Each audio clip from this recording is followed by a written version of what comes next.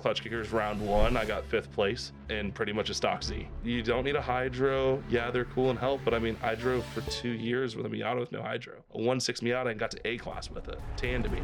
Unless you have the extra little bit of money to buy an HR and it's already an HR car, never, ever, ever swap your DE 350Z with an HR. It's not that complicated anymore, but still don't do it. You're not gonna realize how perfect you have it. You got the formula. It's there. The right shitty parts are on it. The borrowed and busted stuff, the stuff that's bent back and rusty. The car is never gonna drive that good again. Every dollar you put in will not equal better. Honestly, enjoy your missile, but make it look good. The guys that do Apple Valley, right? They're all really good at that entry because they have it there and they test it and they try it and they try it. And then if they go to another track that's a little bit different, do they have that skill or do they just have muscle memory from that? I was nowhere near the level of driver until I started going to other tracks. Welcome back to the Circle Drift podcast. Thanks again to all of you guys that stop in every single week for a brand new episode. I appreciate it. And this week we are actually going to be sitting down in the home studio chatting with Dustin Patton. Now, before we get into the episode, I did want to pause for a second and let you guys know that the first event for the podcast is coming up really quick. It's just next month.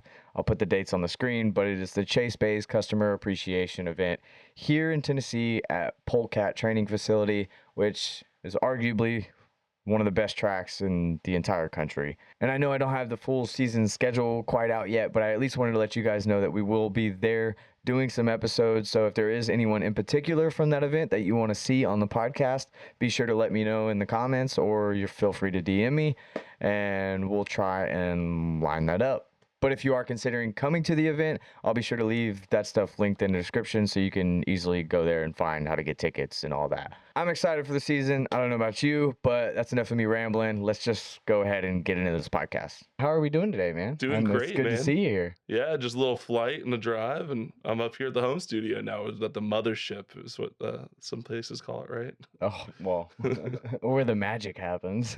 That was your bedroom, I thought. That was the house tour I got Well, earlier. The Cribs episode you just showed me the house of? No?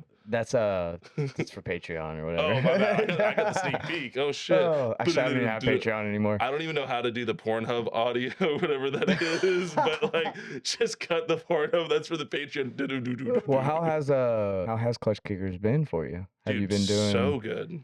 I've been trying to keep up as much as I can, but Yeah. obviously there's a lot going on. There's many drivers there, so Yeah, well, the season's over, obviously. We're in off season right now. Klutch Kickers round 1, I got 5th place in pretty much a stock Z.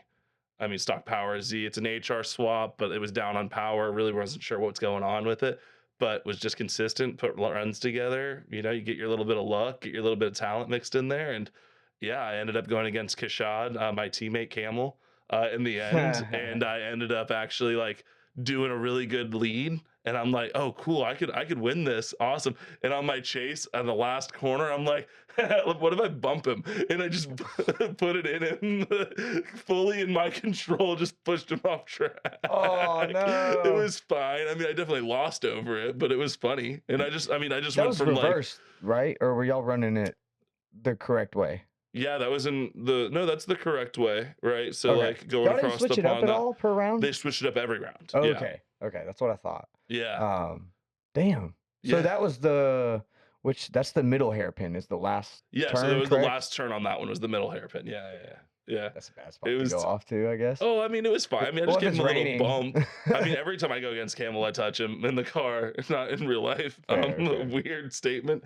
So yeah, no, OSW, I did the same thing. Like at the end, I'm like, hey, what's up? He just painted his car. I'm just like, I want to show proximity. Look what I can do. You're like O'Sully. You just a keep little taking tap. yourself out. Yeah, right. I Love definitely you, took O'Sully. myself out on that one, but it was fine. It was tons of fun. And I mean, learning experience. How's it been keeping up with a HRZ?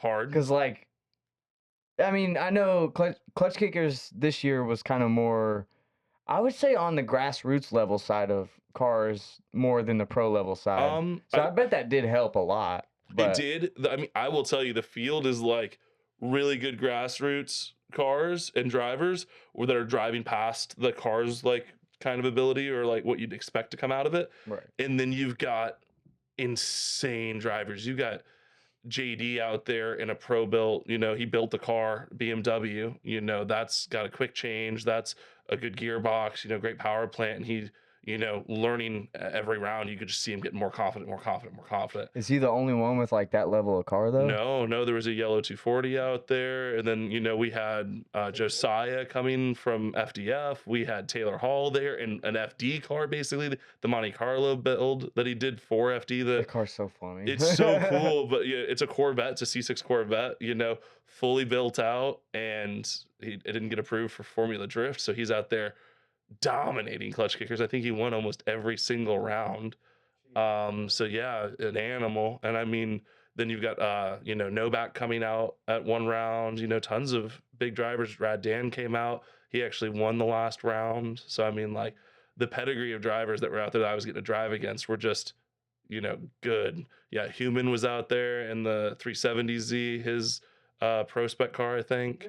I mean, dude, some really good cars out there. That's good. At least some So, competition's getting out there. oh yeah, there was tons of people coming out. And I mean, yeah, stock HR, honestly, if it wasn't down a cylinder sometimes because of nitrous problems, if it wasn't, being inconsistent, but yeah, we put it together and ended up tying for 6th place overall. So, and the points Fuck for the full yeah. season. That's crazy. So that's good. Yeah, especially first season around back for Clutch Kickers. That's good to see. Yeah, brand new debut for Clutch Kickers. So first season at Mid Pond with Ken and Curtis really taking it on and running the show. And I Yeah. mean, did a phenomenal job. Introduced the first Wally system into the U.S. in Dude, what's competition your use. thoughts on that? What's my Just thoughts so on far, Wally? like now that you've been a season through it and Uh-huh. like because me personally, I don't know how I feel about technology being used as a judgment, but as a good tool would be great. So So what's your like vision on where that's going for I drifting? feel like the knee-jerk reaction is it's, oh my gosh, this is gonna fix the sport, is what people think, or oh my gosh, I hate this. It's taking the spirit away. And in reality, Right. it's closer to us using drone footage, right? How So, so? like, do you remember in drifting when there was that moment when drones got used at almost every competition all of a sudden? And it's like, oh, well, we're rewatching it from from the position of the spotters. That's not what it looks like.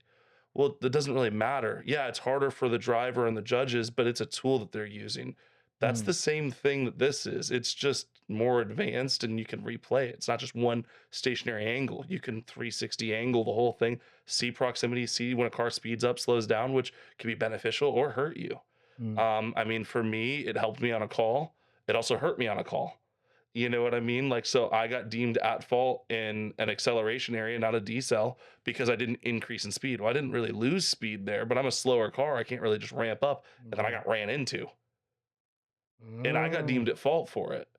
I mean, I didn't. Now, do you see that as like a failure, excuse me, a failure in the system, or is it like just a I think fluke, or is just my car is underpowered and that's the whole reason? no, no, no. I think it's gonna always be a how much data are you gonna have as a judge, right? Judging is rough, right? How much data are you gonna have? How many calls are you making that day? You've been sitting in the sun all day and you're going to have to be perfect the whole time. And you're looking at a full run. While, as me, in my opinion, this was what changed it. This is the one point that mattered in the run. Doesn't really matter what else happened in my mind. I could have been horrible, which that run I wasn't great either. You know what I mean? So, like, would I have won that if he wouldn't have touched me and he would have done there? Would he have unanimously won? I don't know, because I don't know how the run would have gone. But realistically, the start of the run wasn't all there, and the judges know that, right? Then they see either a decel or something happens. They have data to go, how did this happen? How did this one car end up just ramming and T-boning Dustin? I saved it, which if I wouldn't have saved it, it would have been deemed their fault because they caused me to spin, right? So that's another rough spot where it goes from like fun party driving to competition. Like, you learn how to drive out of that stuff, and in competition, you almost want to like let it happen. And I'm just not about that life. So, like, I'm like here to have fun and party. I'll throw the wide line, and if you're gonna chase me, it's gonna be great. If you hit me, I'm gonna try to not spin. I'm gonna try to hold it and continue the run. But I think it's just another tool that's getting used. I think it's gonna help in qualifying because that's what FD is gonna be doing. They're gonna be using it to speed up qualifying. There's pros and cons to it. It's a new system. It's brand new. It's a baby. You know what I mean? It's been used in a lot of cool series, and there's a lot of new teeth cutting. But I think there's still like a year or two of like fine tuning it to where it could be even close to like a judge. But I feel like if you use it as a judge, that's not what it should be used as. Yeah. I would agree with you on that front. I think it does need to be used to a certain extent. Just I don't think it should ever cross the line of it's a full on judge. Like you are getting judged off of this software. Because Yeah. like I see too many mistakes happening with that. It's difficult. It's this isn't drag racing. This isn't an obvious winner. It isn't a 0.1 second difference where a laser or a dual laser trip tells you when somebody jumped or didn't jump. That's not what drifting is. Mm, Drifting is way more emotional. It's, figure skating on asphalt, it's an art, it's style, it's how do you flick it and how much angle can you throw, and the mm, judges knowing that it's an underpowered car or an overpowered car, or, they've been having issues all day and what they're able to do. It's kind of like when a skateboarder is normally a goofy skater and then skates regular, pushes Mongo, mm, or does something different. You know what I mean? If the judges know that that person only really does this and they're able to do something different to try to get more points or look cooler, you know, I don't know if you've ever watched a judge skateboarding before. oh yeah, yeah, yeah. So, like, if somebody only skates goofy and then they go regular on something on purpose to show that they've Yeah. mastered another part of this skill, you know, It's extra impressive. it's extra So impressive. yeah. And I think that's what X Factor was trying to be in the day. Mm, Like when you throw angle and you throw it in, if it doesn't look like you're floating it back into certain corners, and it almost looks like it's going to loop, and then you catch it and go, and it's safe and yeah. smooth. Holy cow, you're on the edge of your seat. You're excited. Isn't But that ironic though? Because that's something that FD almost frowns upon. yeah, Almost throwing a backy, because that's what you're talking about. it's You're un, essentially just throwing a it's backy. considered unchaseable, right? Right. But if it is chaseable and it is predictable and the chase driver's in it, that's the best show. And this is a showman sport, man. I'm out there to have fun, keep drifting fun all day, every day, guys. But like, competition is about winning too. But I get dumb excited when my competitor beats the crap out of me because they just ran it so good. When I go on the line and I'm like, you were on it. Like, cause I do my job, I put my lead in, and they're just nonstop there. They transition through the smoke, they're on it. Whoo, seeing it's electric, man. Like I get excited. I'm oh, I'm losing. Oh, but I'm still pumped because it's the sport I love, And I have a run where I put it together, and I'm like, whoo, I don't know, I might have gotten you on that one. And then you win. It's just all those hours, all those nights in the garage just come pouring through, and you're like, yeah, let's go. Is all of that worth it for competition though? Because like Yeah. you could still technically do all of that just with fun driving, Yeah, but I you want to know? be great. Well, like, okay then. Yeah, I'm I, I'm down for like that. I want to be great, and in reality, it's super cool. Like the guys that do Apple Valley, right? They're all really good at that entry because they have it there and they test it and they try it and they try it. And then if they go to another track that's a little bit different, do they have that skill or do they just have muscle memory from that? You know what I mean? Right. You start talking about the skid pad warriors out at OSW, right, where I come from. That's considered my home track. Like I was nowhere near the level of driver until I started going to other tracks, hitting mid pond and doing it in reverse, doing it every different way, following slow cars, fast cars. I go in with my, comp car, the car that I built to compete with, turned it from, a seat time car into trying to be competitive. I jump in the random tandem lines. I jump in the train lines with it. I get a comp the next week, and everybody on the team was like, "Do not do that." And I'm like, "Yeah, we I'm are. doing We're it. doing it." And like, you get bumped, you get scraped and stuff, but then it's just like you get to learn better and you get to avoid stuff. And then when you're around the right people, like Andrew Grindle looped in front of me during practice, something super rare, something unexpected, and I'm on him. And I'm like, the clip is you see him because the cameraman's obviously focused on him. He's getting paid to watch him. And there's you don't see me, you don't see me. And then he starts looping and you see the front of me. And I just perfectly sit there and just do the right position to where we don't hit. And he's just like, you right there. And it's like, yeah, we're mutually here. At the same time, I followed the black Prospec car off the entry in practice. I didn't know we were going off. I'm looking at him. And I'm like, all right, he's faster than me. I need to really be on him. Let me go ahead and initiate with him. Here we go. And then I'm like, I think we're going off track. Oh, that's gravel. Oh, that's ground. And then bump. Like full commitment. I'm gonna be there. Like, why not? Just get in the pocket and have fun. Yeah. So I think you learn more whenever you branch out, and because like have everyone to. drives so different in different areas of the country alone, and there's so many people have different cars. Oh my Like, gosh, right? I will say I went from being okay, let's get the car to work well and let me be a better driver to no, my car should look good. Thank goodness. Shout out to Drift Factory and Max and all you boys for bullying me into being a better car owner and a better driver. Your friends need to we bully you. slapped It's some old okay. KBD on there, and we Y- said, "Hell I mean, in yeah!" reality, yeah, KVD is not the most stylish thing for style boys and stuff like that, but I get to rip all year round. I've ran it into K rails at Fuel Fest, gone in the air 8 feet with it. Same kits on the car right now. I'm running on the 370Z I'm building. It might weigh a little bit more, but it saves me so much time throughout the year, and they're good looking kits. He's making them fit so much better. Like it's the way to go in my opinion. And high, what was it? What's the event? Where it's all the style kids go out to. I can't remember. Final Bout. Yeah, like we have cars from Drift Factory that get accepted into Final Bout With KBD, with yeah. KBD. Oh yeah. So I think people just don't mount them correctly, and that's where they end up not liking them Yeah. because they come off. Well, And I mean, if you don't mount it right, then duh. 370Z bumpers in general are coming off. Yeah. They hang so low, and just the way they're mounted and stuff like that. No matter what you do, they're gonna come off sometimes. And I mean, I dragged mine around Klutch Kickers, like, Dudes, yeah, especially at Klutch Kickers, one dirt drop and it's toast. oh yeah, I spent hours like figuring new ways to attach it and doing all kinds of cool stuff, and it looks great. Comes off the trailer, great. Go and practice 2 laps out, and I do a tiny little dirt drop where somebody like nicks the back of the car, and it's loose, just flapping in the wind, saying hi to everybody, and I'm like, ah, god dang it. Oh, well, not to like branch back, but Yeah. the car itself, why did you originally choose HR in that car? So if we rewind, right, I got the car for $600, $700, super cheap. Dude, fuck yeah. Yeah, yeah, When'd 350Z. you get it? How long ago? 6 years. Okay, that's about that'd be about the same for me too, so that Yeah. makes sense. I paid Uh, $600 for yeah. mine as Well, it so is. like it was listed for like 15. It was listed as a running driving car. It was not. A bunch of people tried to get this exact car. Multiple people tried to reach out to the guy. I had posted even on my story. I'm like, hey, has anybody gotten a hold of this guy? This has been listed for like 2 months.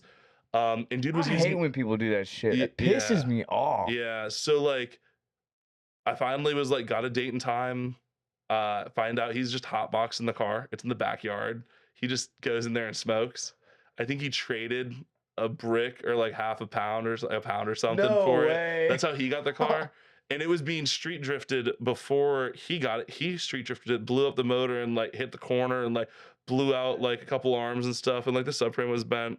And I'm like, okay, this isn't worth the money I was expecting to pay for it. And said, I'm walking away. Like I had my trailer and everything. I drove all the way down to like Palm Bay for it. And then it went from like 15 or 18 or whatever it was down to like, I'm like, I'll give you $200. Like I was like, dude, this isn't worth it for me. I have to do so much. It doesn't run and drive. He was like, it's a new motor. And I'm like, can I see the receipt on this new motor? And it was heads. It wasn't a real motor. Like from what I remember, this is also years ago. You know what I mean? He was flipping cars. Good for him. I flipped Miatas. I get it. Like you learn, stuff, whatever. But I got the car for like $800 somewhere in there. I don't remember the exact number. I think it's one of my YouTube videos from forever ago. It's on the thing, super cheap, under $1,000 for sure.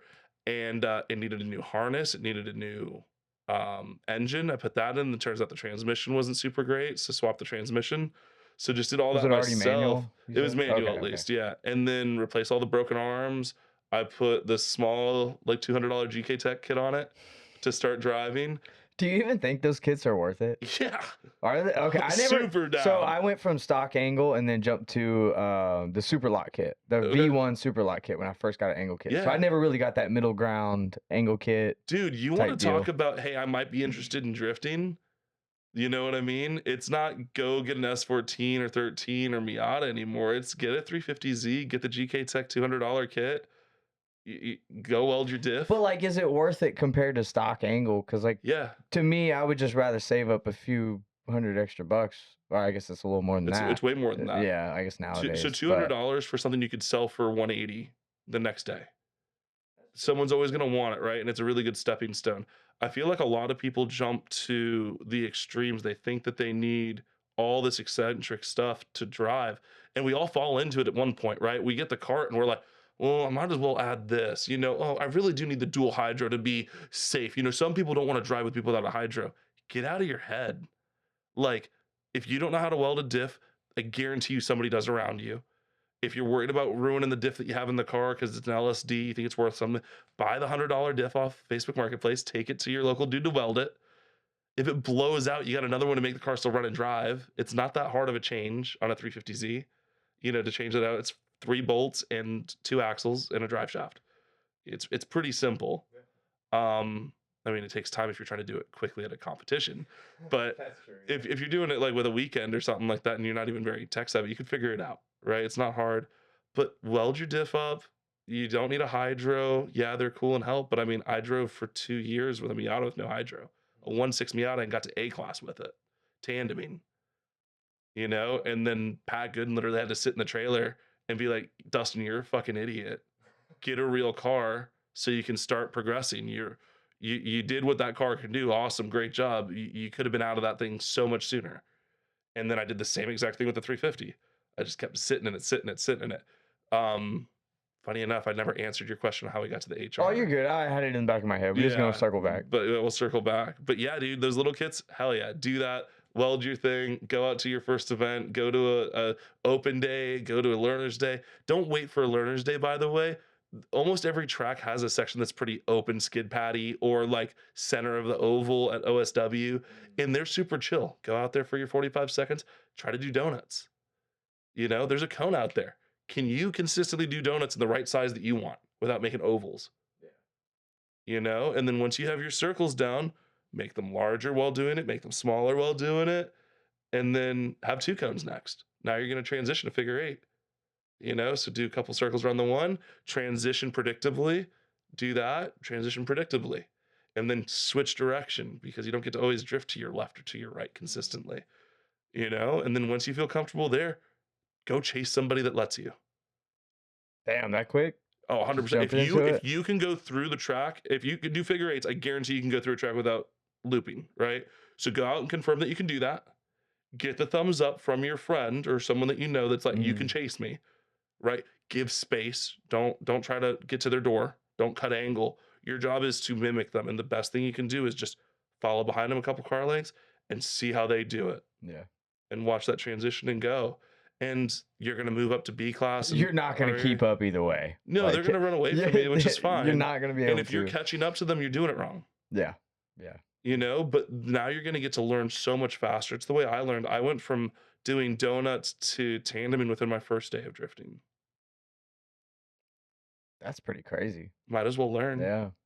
I think I did. I started tandems on 2nd or 3rd event, so yeah, it took me longer. Well, the longer you take, the more time it's going to take to learn. It's just putting up blockades. Do you think you're going to be a rally car driver in the future? If you think right now, don't get me started. I would love to. We'll talk about this all day, right? But like what I'm saying is, if you don't think you'll ever be a rally car driver, you'll never be a rally car driver. Oh yeah. Right? If you think that you're not going to be a B class driver in tandem with somebody soon, it's going to take you a long time. Someone's going to need to push you. And I'm always that guy at the track. Hey, go chase somebody. Oh, no one will let me chase him. Chase me. If you hit my car, that's on you. Don't do that, please. Like, you know how to use your brakes, right? You're not going to run into me. Awesome. Follow me. Come sit in my passenger seat. Come watch me run this train with people. Like, there's so much quick knowledge you can get, and you can help somebody progress so much faster. There's really no excuse nowadays for people. I mean, there's so much. You could YouTube almost anything now, for one, but literally all you have to do is just go to a local track and just start asking questions. Don't be nervous. Come say hi. Now, I will tell you, if I'm in the middle of a comp, or like I'm like in the middle of changing out a clutch or something, and I'm working, yeah, I'm gonna be a little short. I'll be like, oh, hi, it's great to meet you, and work on my stuff. I want to get back on track. I'm in a session, whatever it is. Or if I'm loading people into a car, come up, say to any of the crew or myself even, and be like, hey, are you giving ride-alongs? Hey, yeah, we are. These people are already in line. If you come back next A-class run group, be here before it starts. We'll throw you in first thing. I give ride-alongs to anybody that asks. I don't care. But you might get stuck in the car for a couple runs if we get in a good group and I got good friends around me. Like, I might hold you hostage, but like, I don't think anybody would be mad at that. No, people pay for one lap. Leadfoot City. Oh yeah. I mean, you do Fuel Fest, so I've done Fuel yeah. Fest, yeah, but Leadfoot like is every Saturday or every Send It Saturday.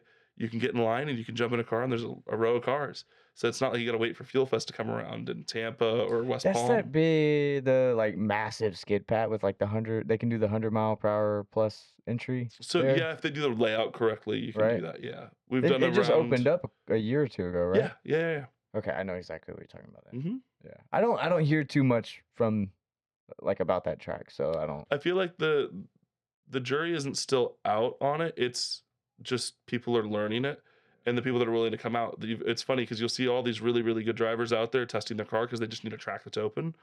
And then you've got brand new people being allowed to run 5 car, 6 car runs in the random tandem line. And yeah, they're spinning. And then there's people with me in that run group, and it's just I got hit. I ran into somebody. You know what I mean? I didn't see him. There was 2 cars in front of me, and I'm chasing them, like sitting in this. I'm like, oh no, and start slowing down, and there's just a car facing me, and I'm like, oh crap, that sucks. It happens, Oh yeah, but it's fun. you went. When was that? Was at OSW? You climbed up the wall that one So time. I climbed up the What wall. happened there? Well, so that was first event with the car liveried, painted, everything this year. So I just finished putting it all together. I went to Tampa, transmission went out. Like maybe like 4 or 5 runs. Super frustrating. Got a new transmission, threw it in, new clutch, new everything, new fluids. Because I mean, it was kind of spicy, and we knew we were gonna do clutch kickers, so we're like, oh, okay, we're gonna at least do 1 round. Let's get it ready. Just built a brand new bash bar. Whoops Motorsports did an amazing job making it all look good. And then literally, I'm just chasing somebody, and they just go way too wide. They drag the car and they panic brake. And so while I'm driving out of it, their front of their car comes over and it hooks me with their bash bar. And right where my hip goes, where the bar is, it goes through my door, That's where hits it hits the hit. roll bar and tucks in and grabs the door sill of my car and flings me into the K rail. And then I go from being run into the K rail, I put on the clutch, try to like get ready to brake, and as soon as we start touching the wall, I start braking so that my front tire will drag on the K rail, and we broke this huge K rail in half, and we went feet into the air. That's insane. I didn't realize it was like that bad. Because I Yeah, saw, you can see in, which you guys probably just saw the video, but like you can yeah. We'll see in the clip the video video right here. of the dude, he literally just washes out, just hydro locks or not hydro, but he He just slams he on the just went brakes way and too just slid wide, and in. instead of driving out or slowing down or straightening up to regain control, he just ends up in marbles, dirt, and stuff.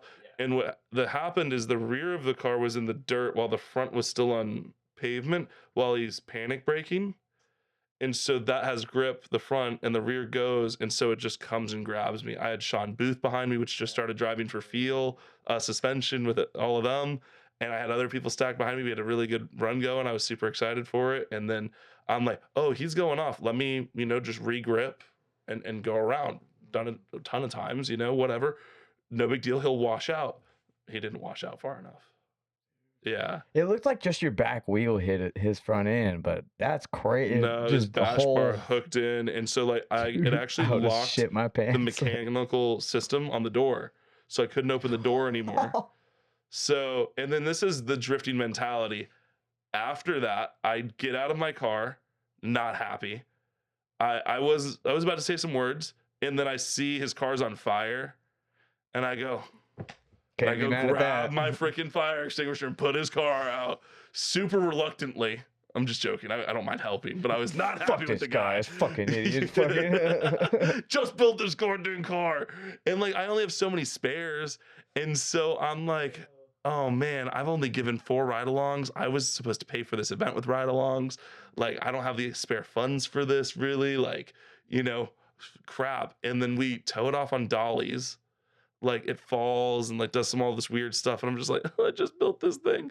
And so I just rip off the bash bar, straighten with a hammer my tie rod that's broken. The wheel's broken and bent. I borrow a steer from another driver, replace all the parts that need to be replaced that were snapped in half, but like I bent the tie rod back because there wasn't a spare one of those. and I got back on track in 28 minutes, like just under No 30 minutes. way. And I just Wow. the first lap out there, someone spun in front of me and I almost wrecked into him. Yeah, and I was like, "Come on, guys, put it together." Drove around that one. Did the exact same thing, by the way. Powered to go around and just didn't hit him this time. And then just ran the rest of the day. And then I think like 4 laps after that, somebody rolled their car on the K rail. And so I got out of my car, doors locked, by the way, had a passenger in there, crawl out of the door of my 350Z as a 6'3", 270-pound man. Just I have get to crawl through that window get every single time I'm on the trailer. It sucks. I'm tiny. I get out of it and I sprint across the thing because I used to do first responder stuff. And I'm like, I'm coming. I felt like Mrs. Doubtfire just running down. I'm coming, Letty, jumping over stuff, doing hurdles and shit. And then get over there and they're pulling them out of the car. I'm like, okay, let's slow down. Let's wait for EMS to get over here. Let's check them out. Get them away from the car. Do we have any blood? Do we have anything? Checked them all out. Got them all like sound and safe and stuff. And homie had some big hand issues, you know. Luckily, I don't think he had. Don't even know if he had a surgery. I think he just got a whole bunch of stitches and stuff. But like, he just finished that car too. So like, that was 2 cars that just got their butts worked in, you know, by K rail. His K rail he hit was 2 more forward from mine. Did he break that one? No, he didn't break it. Oh, that's I good. broke my K rail. That's crazy breaking a freaking K rail. Not like a regular K rail, not like a small Jersey barrier that's only like Yeah, a foot. dude. It's a big one. Yeah. Jesus. Why have you stuck with the Z chassis? Because I have it. Yeah. Yeah, but you're going to another Z chassis. Yeah, I am. So I'd never driven a 240 until I drove a 240 at Klutch Kickers. I Yeah. drove Nacho Daddy's orange 400 horsepower LS 240. So first lap was garbage because it's electric steering. It's a brand new car I've never driven before. Second lap was in chase and I chased and did great. Then I got to go against Taylor Hall. And then right after that, I went to Andrew Grindle and kept up with them for the first time. They weren't running away from me. And I'm like, that felt good. oh my gosh, this is great. And then I qualified 8th in qualifying in someone else's car that I had 4 No laps and way. 3 laps technically of driving it. Well, Did you drive it better than him? I don't know. I qualified higher than him. Take that as a yes. No, I'm not saying that. Nacho Daddy, thank you for letting me borrow your just car. totally kidding. Totally kidding. Oh, that's cool. So you didn't like it, even though No, I loved it's it. like It not was the just when I started looking at like the longevity and like it's a chassis that's been used for so long and it's just like it's tried and true and stuff like that. But then I was like, well, let's go a little bit more modern. Let's look at the Infinity. Let's look at, you know, the yeah, like the not the G35s, but like the 37s, yeah, the 4 doors. I mean, and stuff like that. Q50s, Yeah, like the one out there. Q50 and stuff like that. Yeah. So like, there's a lot of options there, and like, there's big power coming out of them and stuff, and like baby GTR motors in there, you know. So like, there's a lot of cool stuff that was Literally there. what she drives. Yeah, and then I was like, oof, I don't know. And then there's a guy that drives one, David, kills it. Is it black and yellow? Yes, Yeah. I met him at the Drift HQ 4th of Yeah, July. so he kills it, and I'm just like, man, that's a cool chassis. I started looking at like buying one and then like stuff. And then while I was pretty much set on that, I blew a VQ. And I'm like, oof, like a little bit of a hit. And then I was like, everybody's like, yeah, but you just drove that LS like crazy and you loved it. And I was like, yeah. And then I was like, okay, so we're gonna LS an S14. And everybody was like, yeah, Dustin's going to the dark side, 240s, not the dark side, the light side, getting away from the mouse pad Z's. And then I just was like, I kind of like 370s. I've always liked 370s. Like 370s for me, man, when I ran home from school so I could beat my brother to the PlayStation to play, you know, Need for Speed or like whatever was on there. The 370Z, there was just a mission that I loved super, super much. And I just got to race cops and get away from stuff or like do little runs and like drift with it. And I was like, yeah, 370Zs are the stuff. Like, I like this a lot. And it just reminded me of like being excited about cars. I'm like, every time I see a 370Z drift, I'm like, yeah, that's what I wanted to buy. Just there was so much money back then. And I was like, get a 350 super cheap, just keep it drifting cheap. And now I'm like, no, let's do a 370. It's a newer chassis, you know, sponsors were happy with a newer chassis that wasn't, you know, beat into the ground. And especially with the motor we're putting into it and the transmission and the quick change. I mean, it's going to be an insane build. I went from like barely making an almost stock Z compete to like, well, might as well while we're here, Holy cow, why are we building a pro car? And I didn't stop myself. I just kept saying okay and like So doing it. whose car? Obviously, you're probably basing the way you're building it off of somebody else's car, right? Or at least to an extent, or taking some inspiration. I mean, like, there's only a couple 370Zs that have been Right. built. Chris Because nobody uses them. Forsberg has pretty successful series with them, but he's building like 3 right now, isn't he? Is he? Yeah, I think he Is it still builds 370s? 370Zs. Oh. I mean, I would assume he does, but like Yeah. not for But I mean, like, comp. you've got a couple people that like Human has one, and then McNasty has a 370, and like there's a couple people that have them, and like everybody's like they're a little snappier, and I'm like, well, I come from Miata, so it can't be that bad.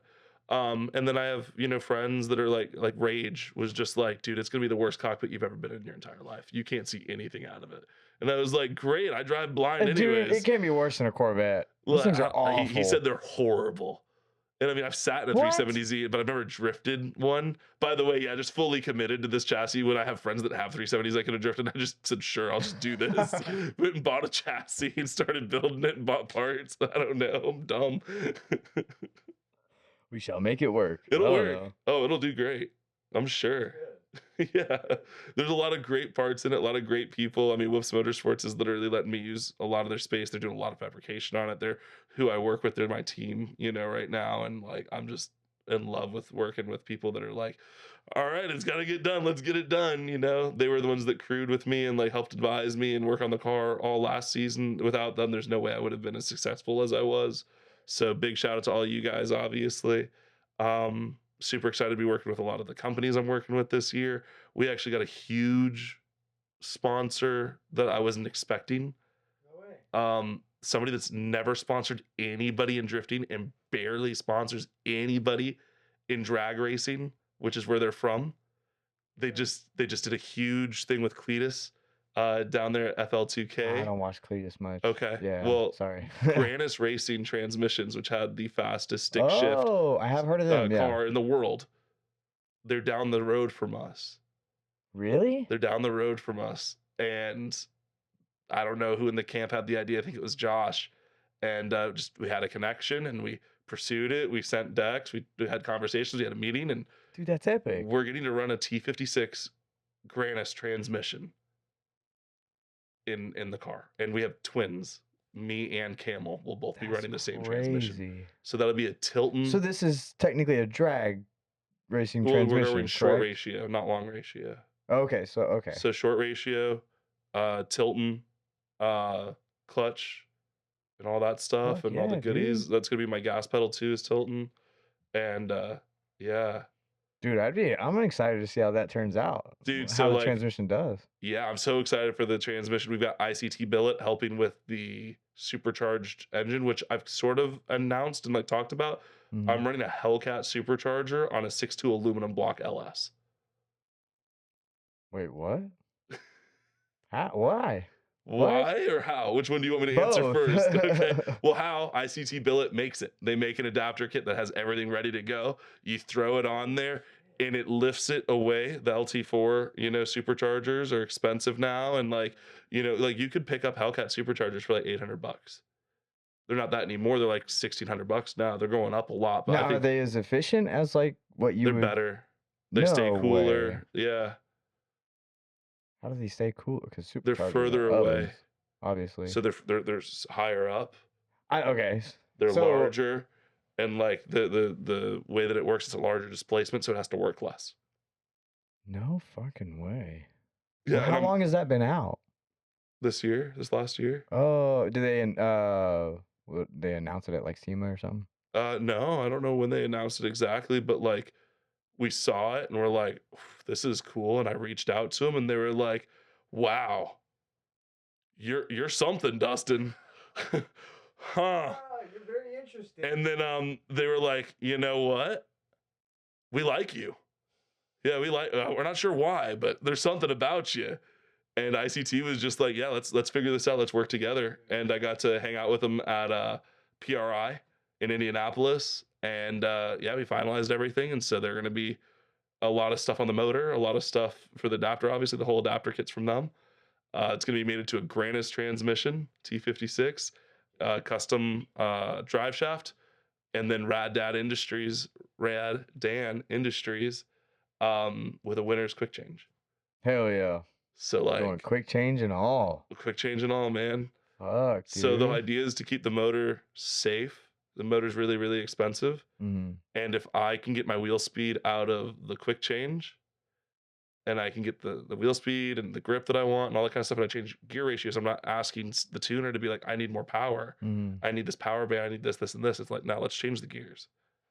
Let's keep the motor happy. Let's keep the RPMs a little bit lower and try to make this built out motor that Outcast Performance going to be building for me alive for way longer Now, than it this should be. transmission, how much are those?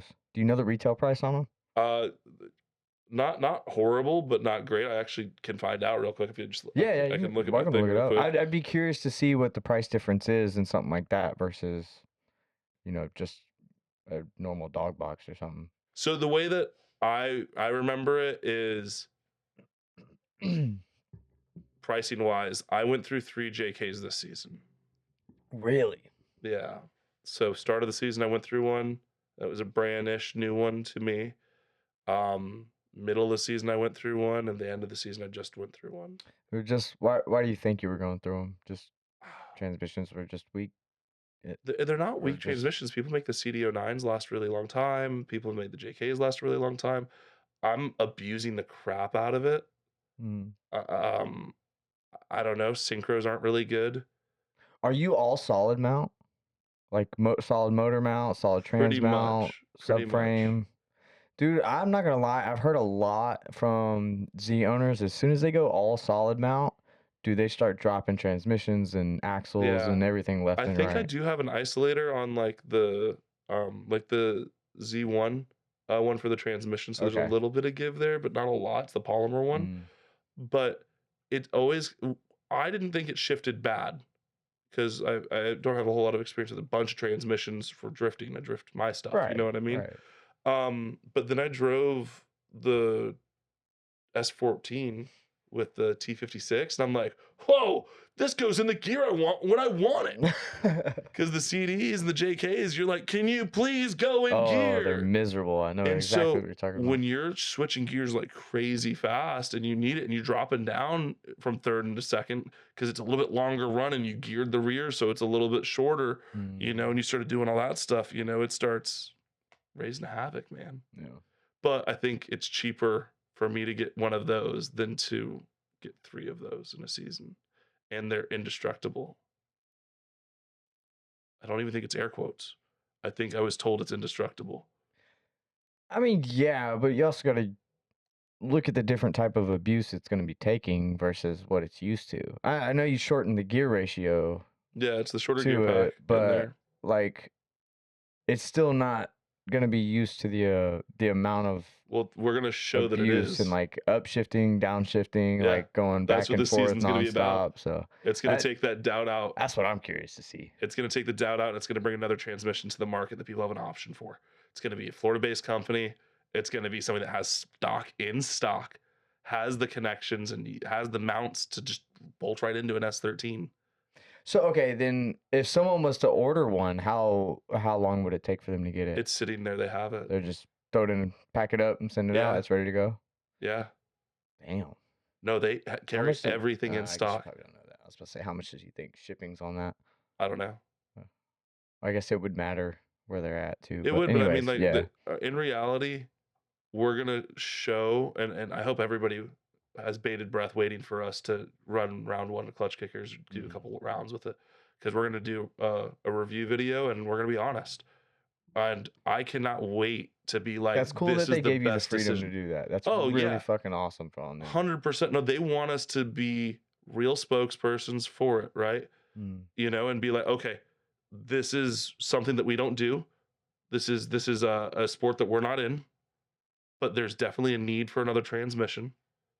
I think there is, especially if you're trying to go into any sort of competitive drifting. You need H pattern in certain series. So the sequentials are cool. Dog blocks are cool, G-forces are cool, all that stuff's cool, but, like, if you could have something that's pretty close to a factory warranty Right. and runs and It works. matters. Well, what about the belt housing? Is it So, what all? they have their own. Okay. They have an aluminum one, or if you need to, because of series and stuff, you can get the speedy one, Oh, and it nice. bolts right up. No shit. Yeah. Dude, that's great. That'll be very interesting to see then. Yeah. No, I'm so excited. That's So what do crazy. you okay, actually, since we're going to a major, like almost pro level Prospec car, Yeah, it's what turned was into the that. setup as far as suspension, alignment, and all that stuff that you were doing on the HR car Yeah. compared to what you're gonna be doing now on this car with all So the extra everything? so I'm still haven't fully gotten coilovers figured out yet, right? I would love to be running BC coilovers. That's who I've ran for the last forever. My Miata was on BCs, my 350Z was on BCs. We had a custom spring ratio that was done. Called up the guys over there. They set us up on a set of their drift series stuff. Um, a little bit stiffer in the front than what most people are wanting. And I then do the same thing. I run 12 and 6 is something what I something like. like that. I think it was maybe like 12 and 8 or 14 and 8, That's pretty good, yeah. something like that. Especially with the HR, I could see that too, with more So torque and stuff. That'd yeah, be and I nice. mean the HR actually doesn't have more torque. The DE has more torque than Well, the it HR. revs The out HR higher. has a higher rev limiter, which is cool for smoke and gearing if everything's geared right. But in Right. reality, the DE, I think, unless you have the extra little bit of money to buy an HR and it's already an HR car, then great. Never, never, ever, ever swap your DE 350Z with an HR. Ever. It's not that complicated anymore, but still Don't don't do do it. it. Don't Don't do do it. Don't do it. it. If you want an HR car, just buy an HR car. If you already own a DE car, leave it the fuck alone. DEs are the best. Dude, DE, As I far as ran my VQs go, DE. DE. I ran my DE. It was a takeoff motor from Anubis Racing, okay? Which Matt the Ginge and Steven drove. It was the motor that was in the like all those Z's that were drifting back with Adam and Taylor and all those. It was the black one with the big wing on it. It ended up living for years out there. Then it got nitrous for like 2 years. It ran King of OSW back when it was King of the Hill style, where it had to just last and last and last. It got abused. They pulled it out to LS swap that car, and I bought it. And it was like, Dude, that's bold for dude, one. That's first off, crazy. got it for a steal. I'm sure. Threw it in, okay? Came with an ECU with a tune, didn't touch it, didn't do nothing, okay? Plugged it all in, did the swap myself, okay? In my backyard, drove it for 3 years with VR1 oil changes every event. I pulled it with the headers, with the tune, with the wiring harness, with everything, the intake, and sold it. And it is now that same motor. And he knew the history of it. I shared my Instagram. I didn't like just put it on Facebook. Where I put like a photo of me drifting on it, running rev limiter. The worst thing you could do if you're trying to sell something, by the way. But I just wanted the people to know what it was. And he's like, "Yeah, I'll pay full asking price. I want it. Can you throw the transmission in for this amount? I want the clutch and flywheel." That's crazy. And I'm actually switching to No a JK. So fucking sure, way. yeah, because you saw I had it listed. So I package dealed it. I didn't have to separate nothing. Pulled it out of the car, drove it to him, cash. And he told me like not even 4 months ago with a video of him at the firm road racing it. Same motor. So DEs are awesome, dude. Dude. They'll last. Just put oil in your motor. Yeah. I never even, I regret taking the VQ out of my car.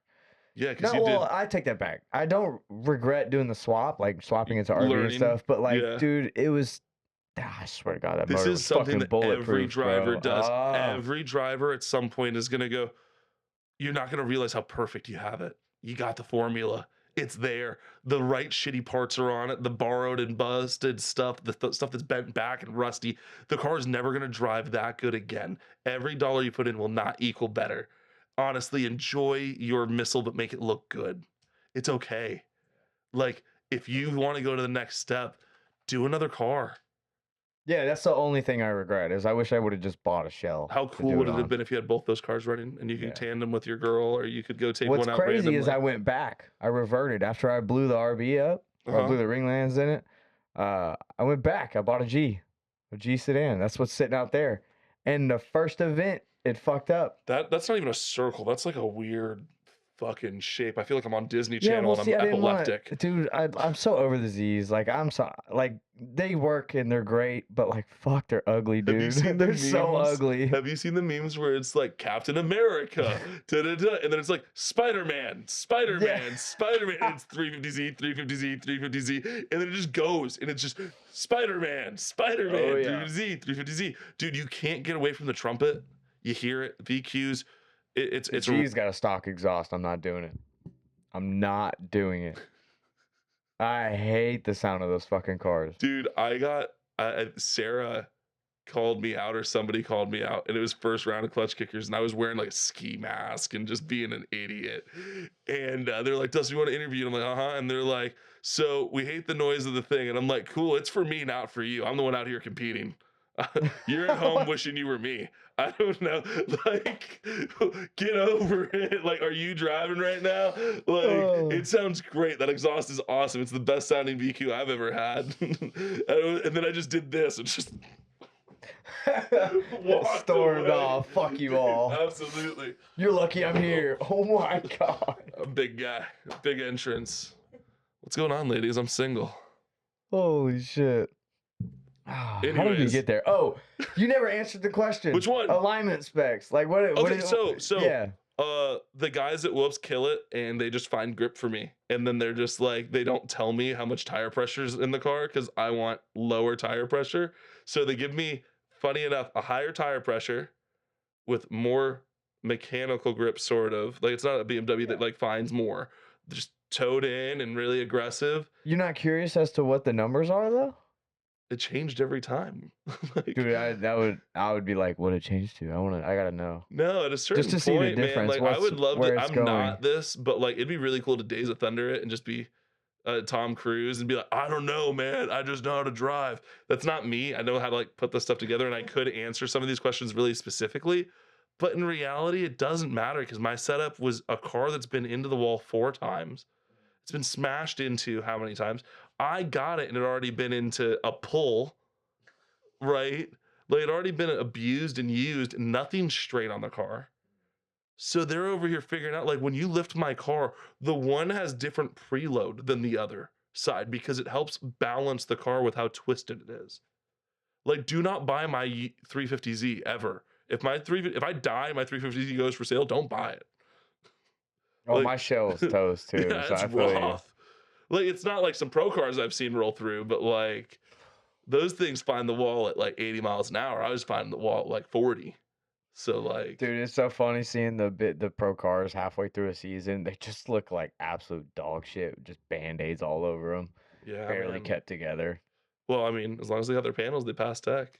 Panels and logos, that's all that Yeah. matters. But so, sway bar in the front, no sway bar in the rear. Oh, interesting. Yeah, disconnected for more grip. It worked. We changed the gear ratio twice in the rear.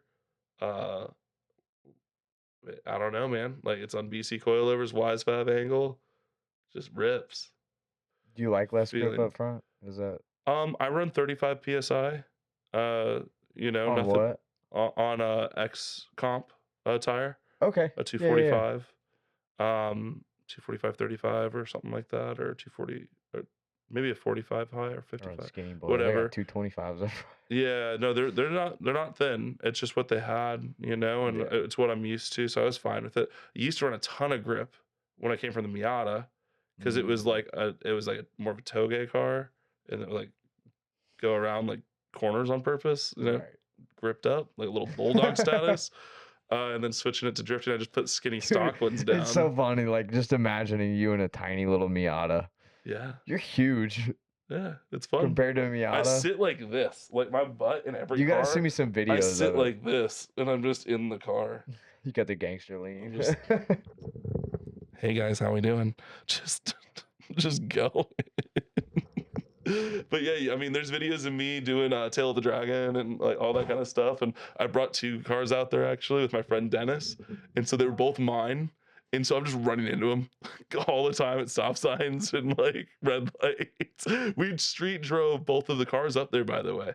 So street drove two absolute gutted. Mine was completely gutted. Horrible to drive in. No heat, no AC, no fans, no power steering, crank windows, and it was packed full of stuff: jacks, axles, spare wheel, tires. And then he's got the other one that has AC, power steering, full interior, Just power rolling in windows. luxury. And so it's Elmo and Oscar are the names. And Elmo looks like it does coke because it's got a white bumper, so like white top bumper, so that's the coke head one. And then mine, like if you rev it out, it'll shoot flames and like do stuff. It's an angry car, and I'm like keeping up with turbo cars out there, Damn, passing son. Porsches and Camaros and Corvettes and like all these people in just a little 1.6 car because I just don't have the switch in my brain that says this is stupid and dangerous. So I'm like, I do have like the ability to turn it off kind of thing. I think I have the switch is what I should say. Right. Like I don't have as many guardrails up in my head as some people.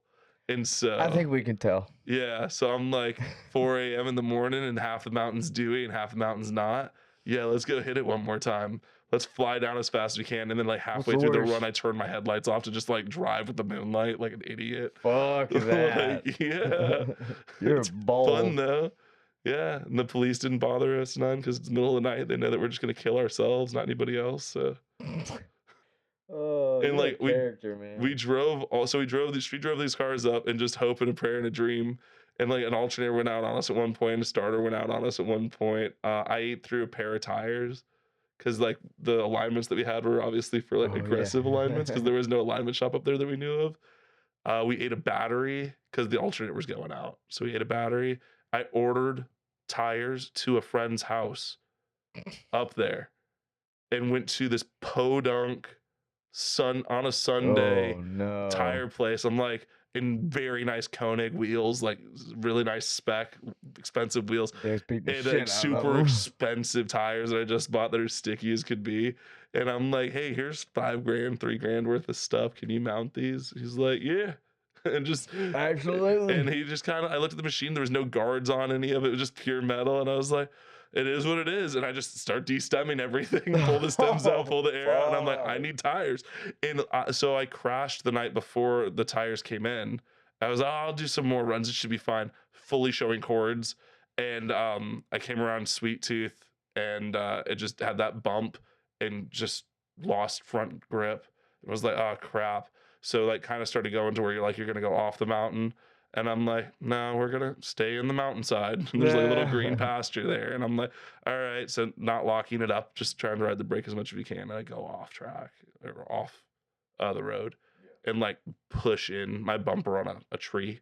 Like it doesn't damage anything. Oh, it wasn't like a crash. It's just, we were pushing it. I was tired. You're having fun. No tires. Oh And then put the tires on the next day. And I'm like, let's go full speed, baby. Let's go. But yeah, so they're Oh, fun. I look funny in a Miata though. If I sit upright, it's like this. It's like this is the windshield. yeah. What do you think the next big chassis is gonna be? I think everybody just got told with the new build releases for this season, it's going to be the 86. You think so? That's 100%. my guess. Is the It GR86. is. I don't think there's any question. They are not good stock. Well, They're no, not. They're not. absolutely I not. owned a BRZ. I owned a Blue Series BRZ 2012 or 13 or whatever year it was. You need to change so much stuff on the suspension, but if you do it, they're the ticket apparently. That's the cheat code right now. That's one of the other reasons I didn't go for a 240 is I wanted to still be in the newer body style. The 370Z looks a lot like a Supra, looks a lot like the 86. It's bigger. Don't get me wrong than the 86, but if you could find the weight out of the 370Z, which we cut so much out, every little bit of weight we can legally It do, seems we to be got to do everyone's it. problem is once they get high enough in competition, they can't get enough weight out of it to Not when keep you're up with competing against everyone. tin can 240s that came with no No, weight. yeah, that's what I'm saying. But once you Yeah. get to a high enough level, But the then problem is the weight comes with rigidity and durability. Those things just Mhm. bend and torque and banana if you hit wrong. That's very true. But I think the 86s are it. I think that's going to be the new 240. I think that's going to be the go-to chassis for people, unless something changes. Yeah, I don't see that happening with newer cars that keep coming out. No, They I just mean, keep unless the Super fucking them. somehow becomes cheaper to grab, I don't think it's going to happen. Unless people start getting really inventive. Like, I would love to do a Cadillac CTSV wagon. Like, such a cool car. It's different, you know. Just go party, dude. Like, keep it like with his purple wagon. Like, that's such a cool party animal.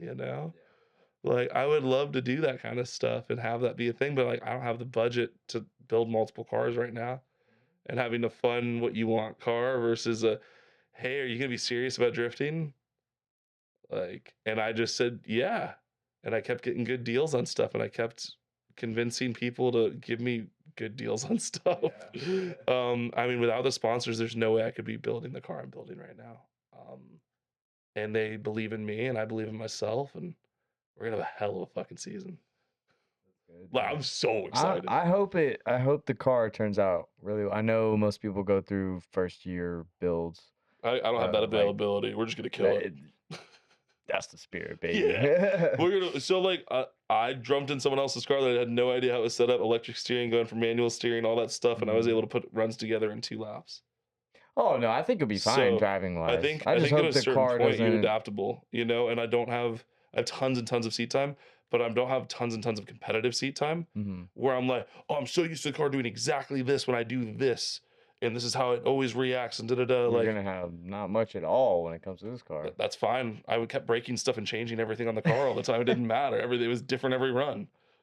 So okay, let me ask you this then, since you're kind of in the middle of building this car. Yeah. What has been the one thing about building a pro car that you didn't expect at all? I mean, I expected it, and it's two things. And like, I so underestimated its budget, its money, and time into the little things. So, like, seam sealer on a brand new car versus a 240, it took me 3 full days. I had to wear a respirator. And when I didn't wear a respirator, I thought I was dying because it's so bad. Everybody, oh, we got to get sound deadening out with this. And it's like, okay, one type of the sound deadening comes out with dry ice, the other side wouldn't. The other stuff wouldn't. I had to use heat and I had to use a sharp spatula. And then like there's a million holes in this chassis. I'm not joking. I have the videos already. I'm gonna be posting them on my Instagram, obviously. So if you want to see the build, like follow that. Dustin Motors, obviously, shameless plug. I'm looking at you. Follow me, you silly animals. There's a million fucking holes. So like the rear quarter and the fender well, it's just 28 holes right there that I have to fill. So I'm sitting there with a brick of aluminum while the other guy's welding the holes shut. I'm burning my hands up just to fill them, and then we're grinding them down a little bit, and then I can see through it. We got to redo it. Yeah, people don't pay attention to any of that stuff. I also can't just know things are gonna fit. Everything's one off to a point, right? Like the 370Z isn't a really well done concept. I can't just buy motor mounts for the LS to this. To the 370, there's the 350 options, but with the amount of weight that the Hellcat supercharger is going to have and the spacing and the distance that we want it with a T56, with a quick change, there's just all these I see what you're saying. variables Yeah. that we're not sure where things are going to land. Well, so then where's plumbing coming off of the car? Where's everything going to get, the line's going to get ran from? Where's the radiator going to fit? Obviously, it's rear mount, but with the fuel cell we got, where's the fuel cell going to fit? Is it all going to fit behind the firewall? Are we going to have to encapsulate the fuel cell to meet specs and recs and everything? And then is that going to be harder to work on? Fuel labs though came on heavy, so we're super excited with have them, and they don't have pump failures, so at least I'm not worried about that. So, I'm putting fuel lab stuff in my car too. hell yeah, dude! They're such a cool bunch of people. I was supposed to get it last year, but they went through some like moving and like all sorts of stuff last year. They were fucking busy. But yeah, I'll be putting a surge tank and stuff in mine. Hell yeah. So Yeah, so I'm gonna drop in on the radium fuel cell that I have, and gonna be running it, man. Fuck yeah, dude. So yeah. So how far in the you haven't dropped the motor in at all then? No. They're like you have no fitment placement or like you've never even visibly seen. No, I bought a motor and it was kind of like this really weird elongated process to buy a motor that should have been so easy that took months. And by the time we got it and we tore it down and I posted a video of like taking it off the Escalade shell and like how rusty it was and all that kind of stuff. When I pulled the heads off, there it had good compression, but whoop, there's a huge piece missing. The ring is holding, but like the top of the piston's missing. And so we're like, okay, let's go buy another motor. And then I reached out to Outcast to be like, what can I do with this? He's like, that's a full build now. Let's talk about it. And he's like, what if we do this, this, and this? Could you afford this, this, and this? And Howard Cams was a part of that conversation. I met with him at PRI. Thank you, Christian Catrone, for that meeting. And yeah, so now I get to work with Howard Cams and like some other people with ICT Billet. Now I'm going to build a real fucking race motor. And so we're building that real motor.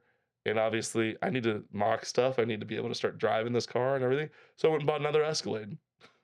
So I bought another Escalade with another one with 6.2 in it, aluminum block that runs and drives. I'm going to pull it apart, pull the motor out, and then throw it in the car.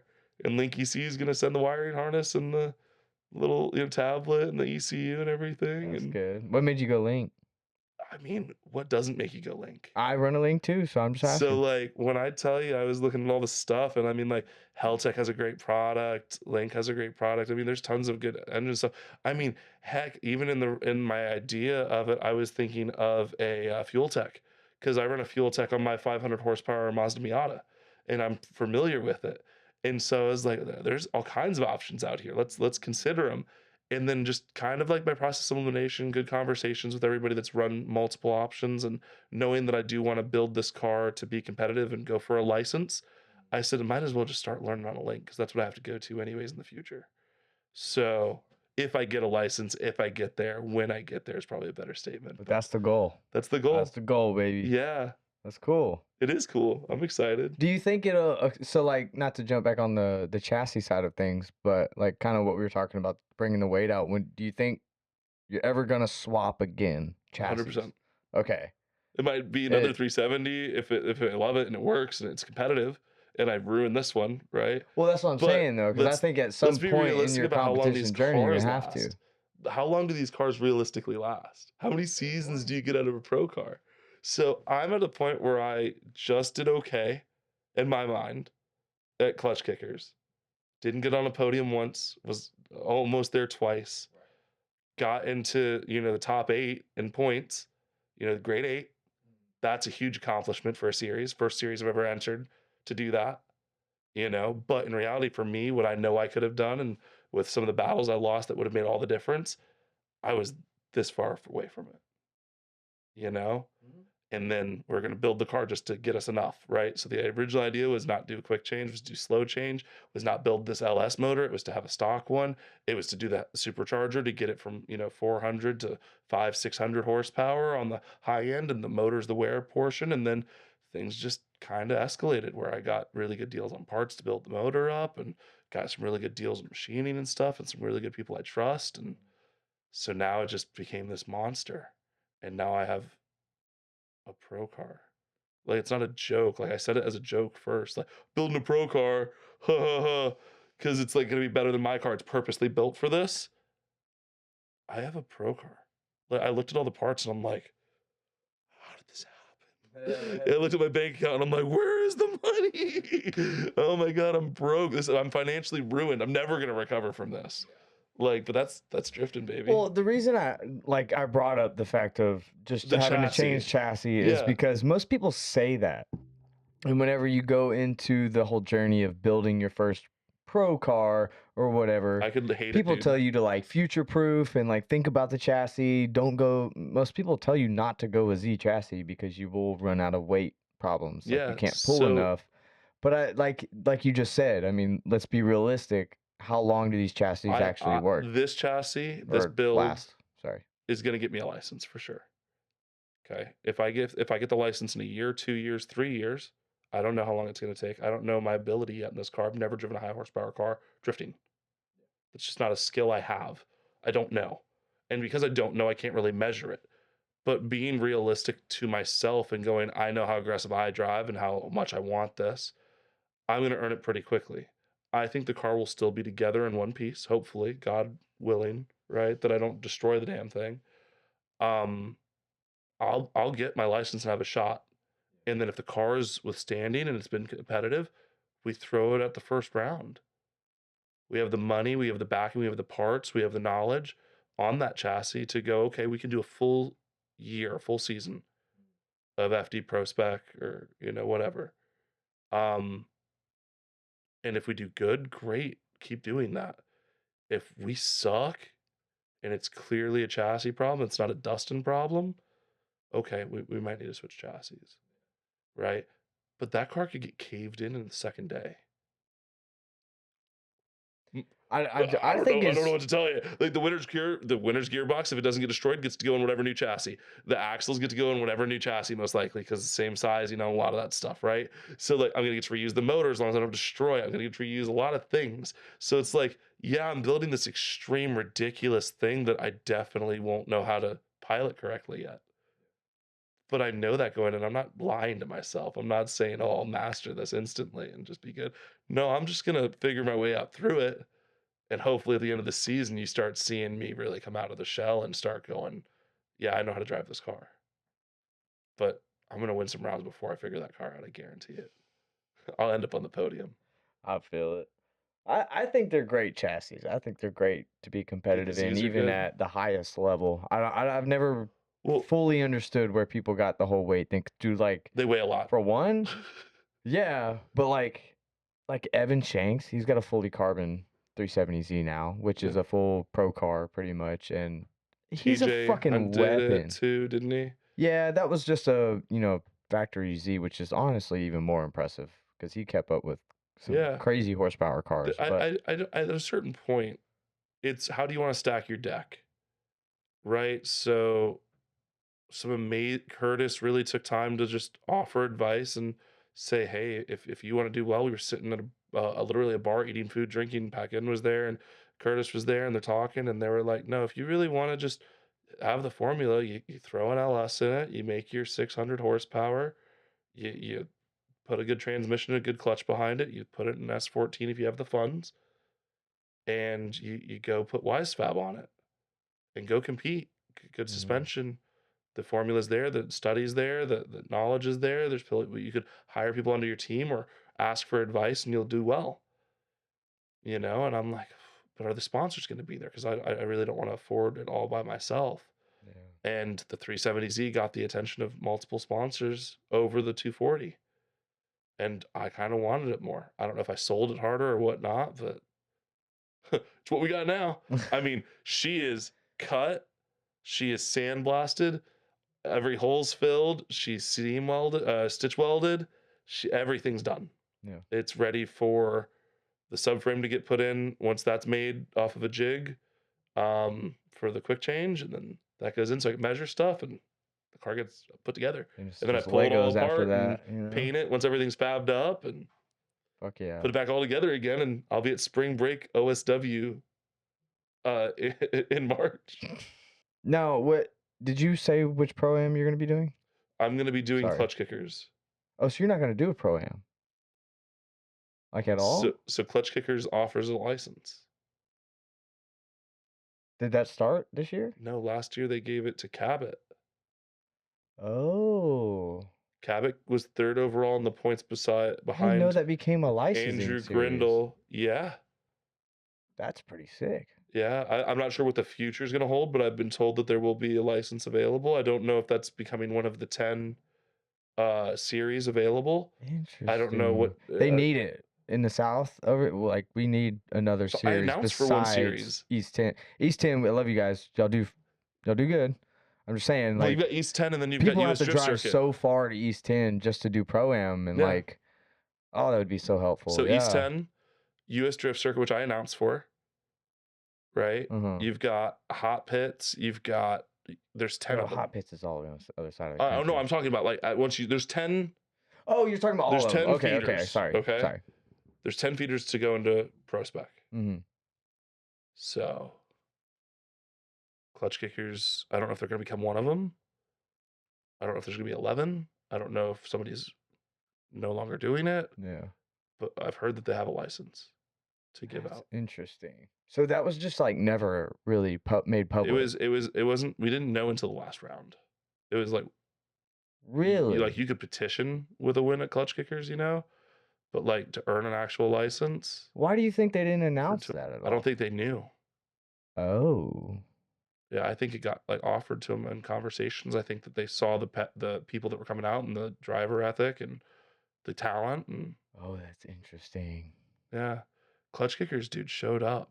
Well, That FD definitely wanted to make a good amount of changes, I think, going into this year. Yeah, So there's a that's lot of probably changes. got a good amount to do with it. Yeah. And that's probably the next If I had my ear to the good ground, I'm spot to do sure it. somebody already knows, and by the time this video is out, it might even be announced. I think something's changing. I don't Dude, know if that's it's a cool. series that's getting that's not going to exist anymore and Klutch Kickers takes its spot. I don't know if they're going to go away from the 10 where they're allowing more licenses out. I don't know. Mm. But I know that they are looking for drivers in FD. They're looking for that new blood that Oh, yeah. can run a full season, is excited about running a full season, and shows up again. There's a lot of people that get licenses Yeah. that can't make a full season. That's very true. I just think that everybody has pie in the sky, wants and aspirations. And I had no idea that I wanted to do I like to be competitive. Everything I do, I want to be competitive and be the best I can be. I just am good at drifting to a point that I'm like, crap, I'm still in this.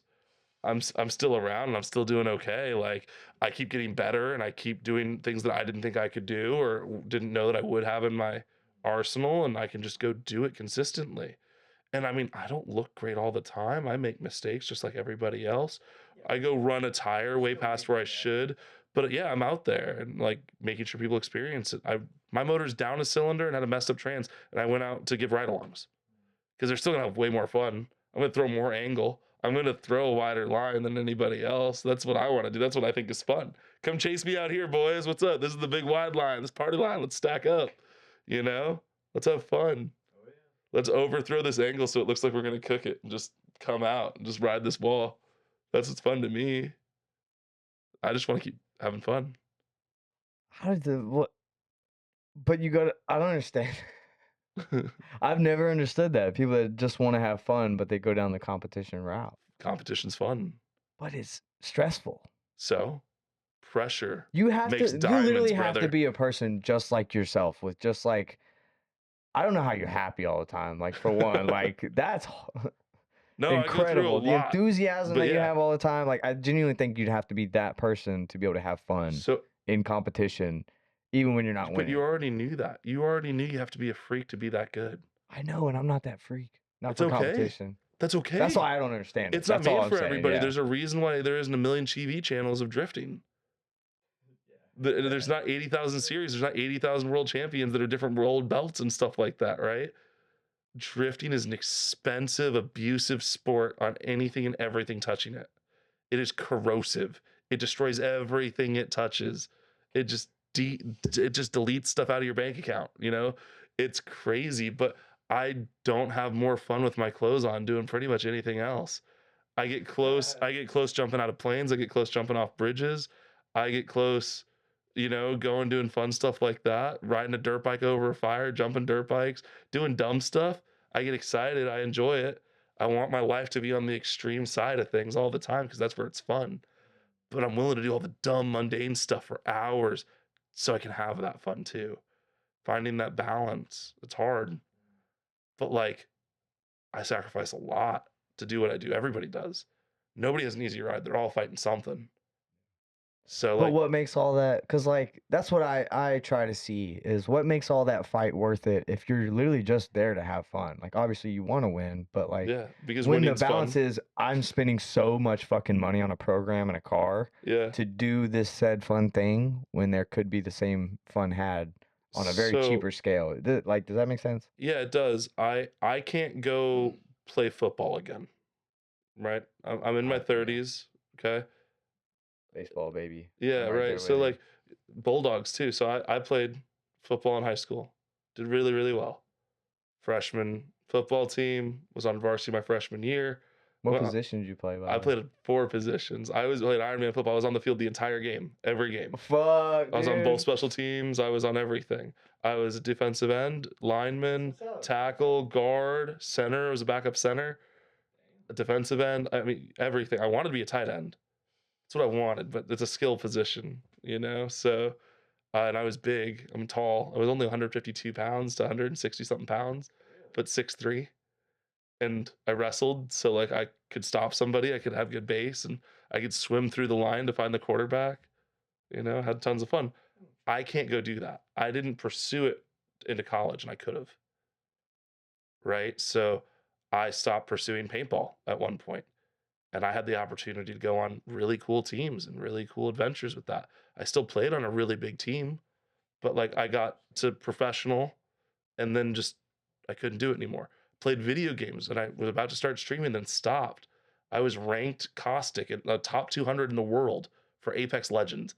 I was top ranked in Fortnite at one point. Like I had all these big things, and then I just kind of stopped. I reached what I thought was my top, and ADHD kicked into something else. Drifting is one of the only things I've stuck with. See passion for, because it's not just one thing. It's not just sitting in the car and driving. It's building it. So I'm learning chassis. I'm learning the mechanicals. So I'm you're learning just checking everything. boxes. That's pretty much what. Like Not you're just just like, checking I want to boxes. try this. I want to try I'm not this. I gonna want to try let this. myself stop myself from pursuing something I might be the best at. I don't know. I would consider that checking a box. Like, Yeah, well, I mean, yeah, like, I just don't want it to be like, oh, I got my license. I'm not gonna go compete. That's not the box I'm trying to check. no. I'm saying like, as in, whether you get that license or not. Say you become the champion of pro, Yeah. whatever. Like, just you always know, no matter what, if you get to that point, end it. You're coming back to drifting either way. Like you'll I'm just gonna still follow the be a next drift car path of driver. drifting. I still own all my paintball gear and love going paintball.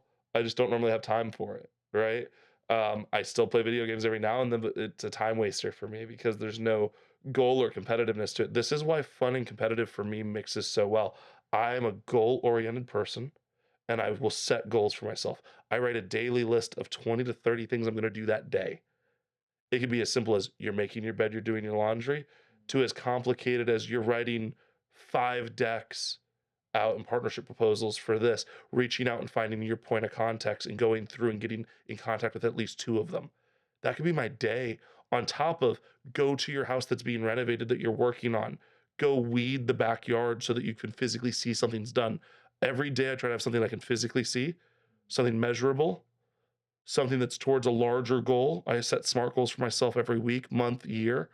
I'm a very planned out person, but I'm the most sporadic last minute person at the same time. Why do you think that's important? If you don't have a goal and you don't have ways to reach it, it feels like it's too much. If you wanted to go drive rally, do you have a rally car? No. No. How much seat time do you have in a rally car? 0. 0. You have a sim. I tried it for 20 minutes on the sim. I will So say that. this is what I would say. If you want to drive a rear rally car, let's be smart about it. Let's get specific. I want to drive some sort of rally car in a real timed event. That we need to be specific, smart goals, right? The next one is measurable. How are we going to measure progress towards that? Well, that means we need to start doing specific items off the thing that are bullet points to get to there. What are the steps to get to that goal? So you do that and then you go down the rest of it. And honestly, I do them all the time, but I can't even. Smart, measurable, timely is the T. Something else. I can't remember all of them right now. But look up SMART goals. Everything you want to do, figure it out. Timeline is important. When is this going to get done? Is this a year? I think that's a pretty big goal. Okay. I'd give myself a year on it. I wouldn't be upset if I didn't even reach it in a year, but I think it's possible in a year. This is how I'm going to do it. I'm going to start doing research. And while I'm doing research, I'm going to commit an hour a week to driving sim. I'm going to commit 30 minutes to research on how to drive better on the sim, so I'm not just spinning my wheels, right? So we're going to learn by doing and learn by watching. Then once you get that done and you feel confident, you feel like there's something there, you're going to look at Dogfish, you're going to look at other institutes that allow you to borrow their car at the firm or wherever and start doing it physically. And it could be a birthday gift to yourself, your loved one. Hey, go drive that car. and then measure it out, figure it, or you need to save money for it. How are you going to save money? A little bit extra work, cut costs here. But if you measure it out and you build that pyramid to that point, it is fucking inevitable that you'll get there. If you put every fucking brick down and every step that you plan out, there is no way in the world, hell or high water, nothing will stop you from getting that goal. I agree. That's how you do it.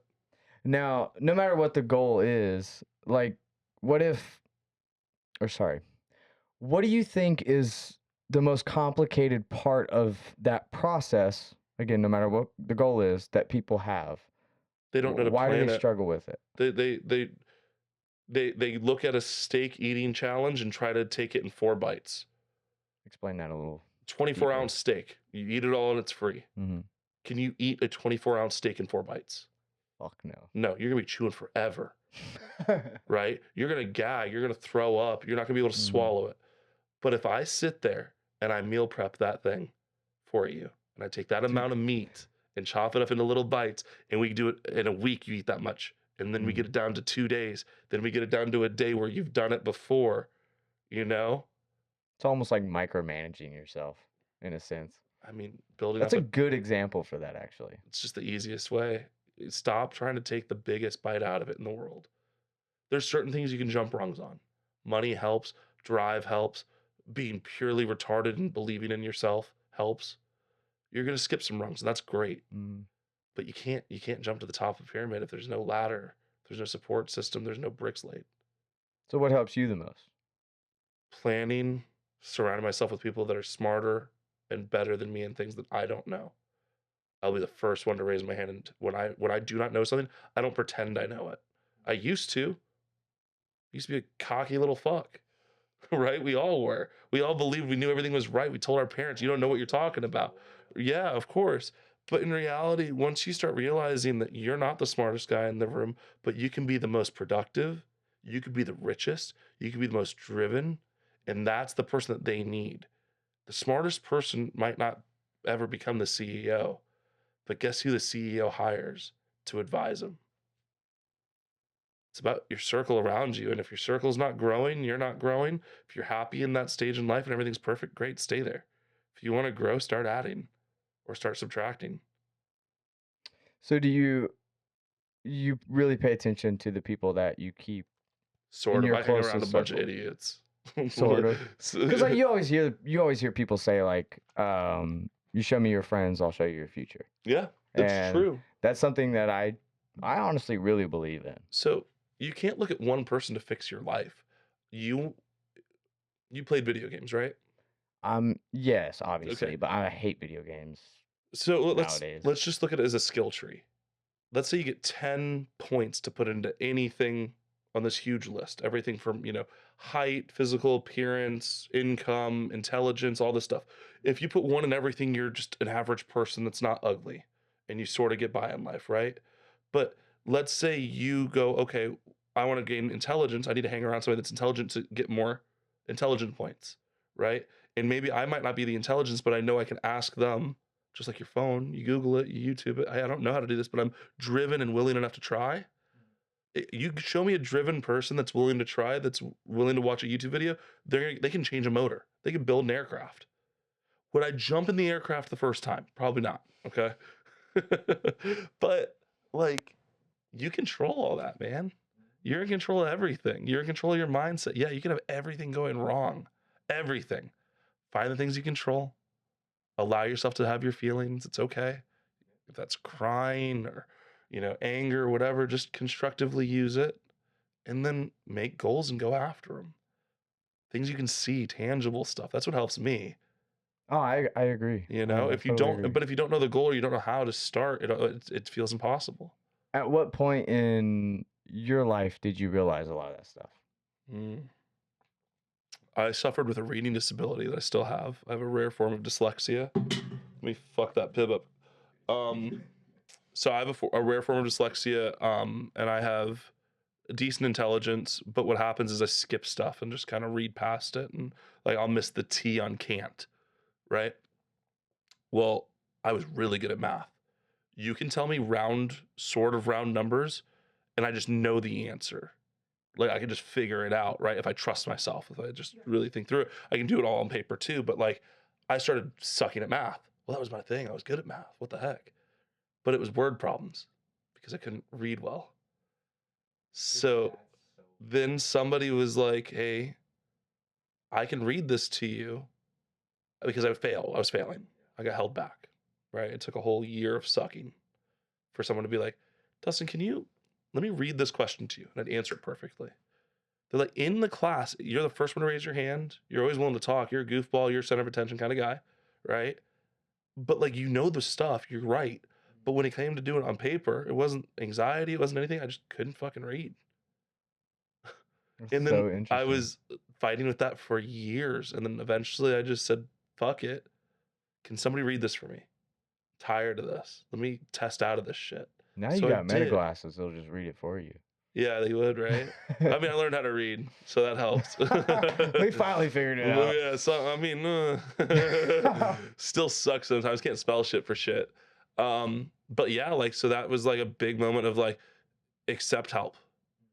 And then I was in the Boy Scouts. I was an Eagle Scout. I was a troop leader on the SPL. I went to National Jamboree. Like led a troop of thousands of boys to a gathering of tens of thousands of Boy Scouts. Right? I was in charge of thousands of people, and you can't manage 1,000 people. You can't make sure 1,000 people get fed by yourself. You can't make sure 1,000 people have a bed. It doesn't take one. It's not one person's job to plan all that either. But one person needs to be making decisions. But you need to be like, hey, we need to find cots. We need to find a resource for this. Can you go do this? And you delegate. And learning delegation and learning not to be a control freak to a certain point. I'm still a control freak. I still have a hard time letting people do stuff, especially if I think that I can knock it out and it saves them time. I'll just do it all. Like, I got all the seam sealer on the car. I'm sure someone would have helped. But they're like, Dustin's got that. I pulled the roof on the car myself.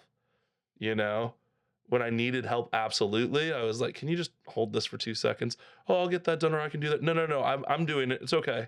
I have a hard time with that still. We all learn, right? But yeah, learned how to delegate, learned how to ask for help, and found out that I'm way better with more around me than I am with less. That's good. So It's not always the easiest to find those type of people. no, So but they also are looking for people too. You have a skill set. Everybody is talented at something. There's no way you can tell me somebody isn't good at something. They could be extraordinary at fucking up. Guess what? That's a content creator right there. And you just don't know it. Put a good camera person around that person, there'll be millions of followers. They'll naturally do it and they're naturally good at it. And then they learn to hire an accountant to manage their money. And now they get to live in a penthouse. Like everybody's good at something. Everybody. Life works out. Alice in you, man, and you're just trying to help people and have fun. Life works out. It could kick you in the teeth. It could rip your face off. But if you smile back at it and stand up and go to do what you want to do, you're going to do it or you're going to die trying. That's my mentality. yeah, it's very interesting because I don't think a lot of people get to see this side of you. You are a No. lot smarter than you make yourself out to be I online. mean, I'm making every decision is what I want to do. I wake up every morning saying, how do I have fun? Every day on my list. What are we doing that's fun today? Most people don't want to go whitewater rafting. Most people don't want to jump off a bridge, but I have life goals. I was a whitewater guide, right? I want to jump off of the bridge on bridge jumping day. It's the one legal day to do it in like West Virginia or whatever. It's this huge bridge over the gully. I want to jump off that dang thing. Well, I know I got to get my skydiving license. I know I got to skydive for that. That's one of my goals this year. Is to get my skydiving license. That's insane. So like, I'm gonna be jumping out of a plane a lot more. Wow. Hopefully they sponsor me. If anybody's got a skydiving company that wants to trade some spots and some advertisement. Deck, baby. Steaming hot deck. Melbourne, Florida. Just What throw up? that pitch out there. Yeah. That's cool. Deck, baby. Steaming hot deck. Right to you. But yeah, personality and intelligence aren't the same thing, and what people see out of stuff isn't the same thing either. You know what I mean? I'm just here to have fun. It's way more fun to have fun. getting deep and Well, helping I people. think If I you ask me a can. question, you could lead me down any path. We could be talking about buttholes right now, and I'd be like so deep in this conversation. I'd be fist deep into it. Yeah, well, I know you could. Trust me. But like I'm sure I could speak for a lot of people out there as well. From someone that envies someone like that has a very outspoken character to them and just doesn't give a fuck about any. Like I spend a lot of time stressing and worrying about shit that is not worth my time at all. So So that it's very cool, I'm sure to them too, to see you actually open up and show a little bit of the brain side there's a of it. lot of That brains it's behind it. not just Dude, chaotic. I'm stressed every time I jump off something. I'm scared of heights. Oh, I definitely. I get Unless I'm jumping off a cliff into water for Still some scared reason, of it. I can get over it a little bit. I'm conquering a fear every time I do it, and it's not about conquering the fear. It's about adrenaline, having fun.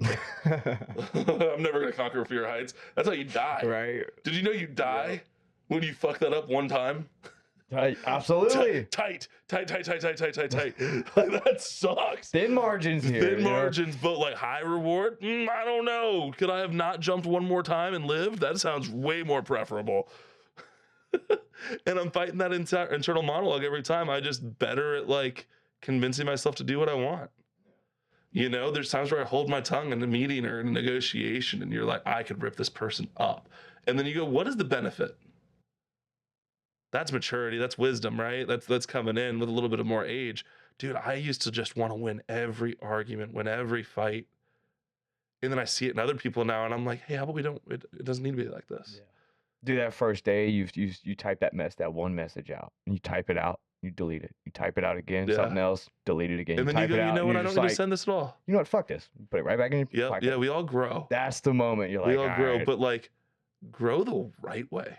Like, you know the philosopher, like where like it gets quoted all the time, where it's like, die having fun, die young, leave a pretty corpse. You know that kind of quote.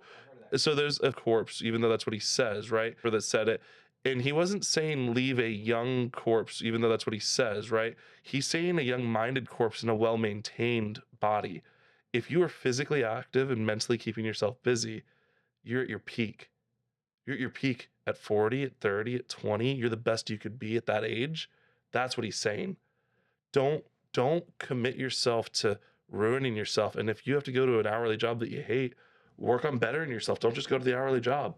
Put an extra 10 hours in a week. Yeah, that's 60, 80 hours, 90 hours. But that's the difference between getting out of it. Like, that's damn true. Go work out, eat better, work on your diet for money reasons. Go ahead and start saving your money so you can make other decisions. Learn a skill that you don't have. If you want to be the manager, start watching Zig Ziglar, read Rich Dad, Poor Dad, or, you know, something. Start bettering yourself. If you keep going doing the same thing every day and expecting a different result, that's insanity. That's the definition of insanity. But if you put a grain of sand down every day, you'll have a mountain eventually. Every raindrop raises the sea. There's a million little quotes like that, you know what I mean? But like in reality, it's true. Now it's way better if you can get a shovel full of water and a shovel full of sand. You start making some bigger progress. But we can't eat that steak in 4 bites. So what are your goals this year then? Okay. What's the plan? Do you want to see something? On December 7th of 2025, 10 a.m., I wrote this out. And this is just the framework. I have larger expansions of it, but like, holy shit. Okay. It's not small, you know? And some of these aren't like public things you just tell everybody, because I believe that some goals are for you and like how you get there, and people might think it's a dumb goal or might harsh your mellow on it. Your mental state's really important on stuff. So if you think it's something you want to do and it's really cool, just fucking do it sometimes. Yeah, dude. And if the people around you don't see it, that's cool. It's like one of those what is it, the achievement boards or whatever, where you put all your like little pictures. What is that? Yeah. Vision board. So like on this one right now, you. dry January's on there. Get my skydiving license, finish fixing my teeth, pay off all debts besides mortgage, personal and professional if I have any, right? I did that. Right? Like, so I just said, okay, how do I do this? How do I spend my money this way? Like, okay, cool. This is what's owed. Cool. Done. Or it's on a payment plan, or it's on like whatever. More announcing jobs, host more drift events.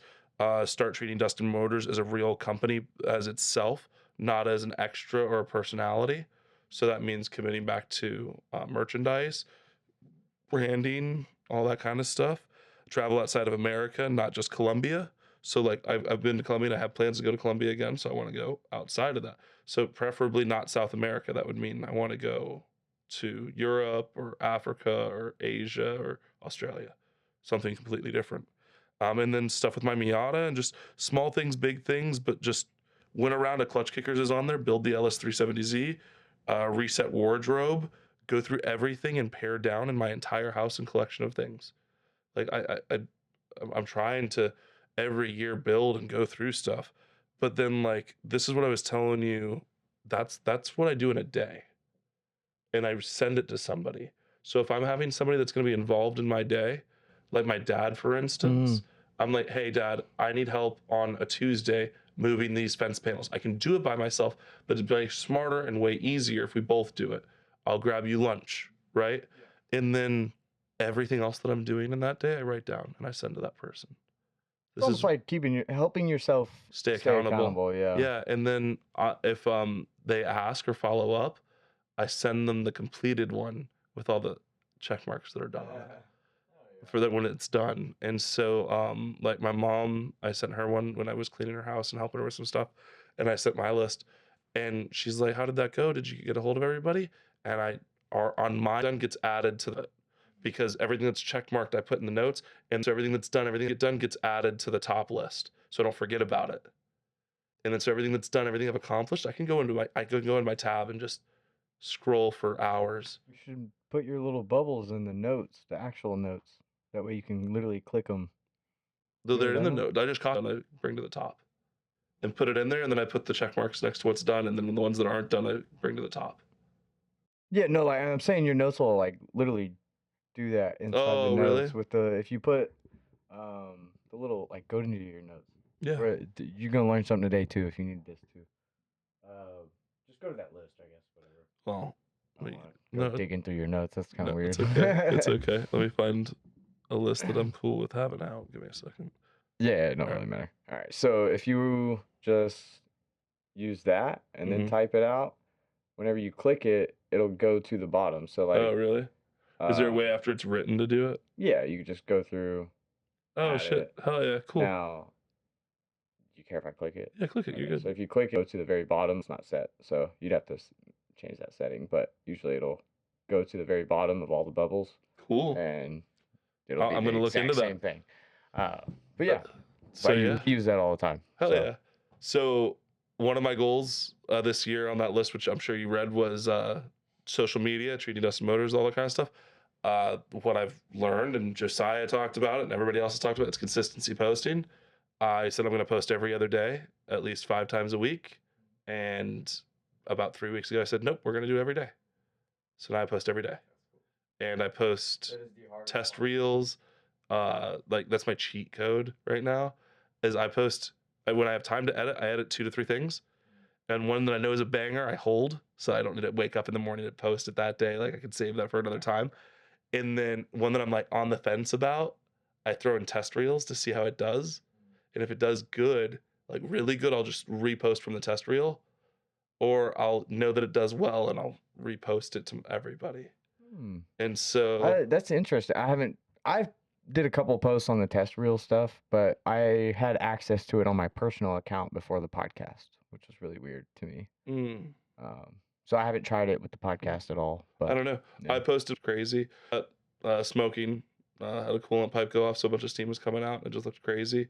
And I was like, it doesn't really fit. It's car related, but like, I don't know, reaction videos, though, really do well. And it's my pure reaction going on with it. And I was like, let me just throw in test reels. First day did nothing, 500 people. And then the second day did 20,000. And then now it's at like 50,000. So I don't know. It's ironic because consistency is probably the hardest part of social media. Yeah.